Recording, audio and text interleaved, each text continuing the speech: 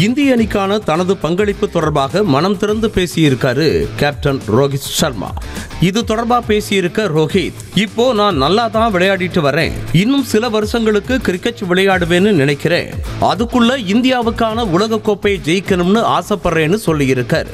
மேலும் 2025 நடக்க இருக்க இங்கிலாந்து ஐசிசி டெஸ்ட் சாம்பியன்ஷிப்பிற்கு இந்திய அணி தகுதி பெறும்னு நம்புவதாகவும் தோல்விகள் நிறைய விஷயங்களை கத்துக் கொடுத்திருப்பதாகவும் மனம் திறந்து பேசியிருக்காரு ரோஹித் சர்மா.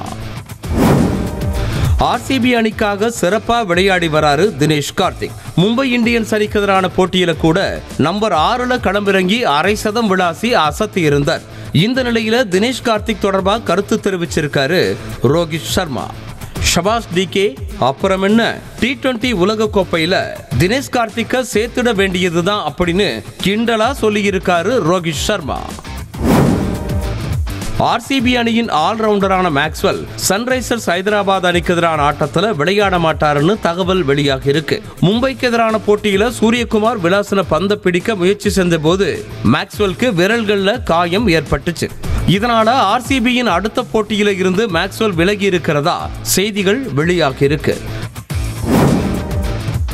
ஐபிஎல் தொடர்ல இன்னைக்கு நடக்க இருக்கிற போட்டியில சஞ்சு சாம்சன் தலைமையிலான ராஜஸ்தான் ராயல்ஸ் அணியை எதிர்கொள்ளவிருக்கு ஷிகர் தவான் தலைமையிலான பஞ்சாப் கிங்ஸ் அணி.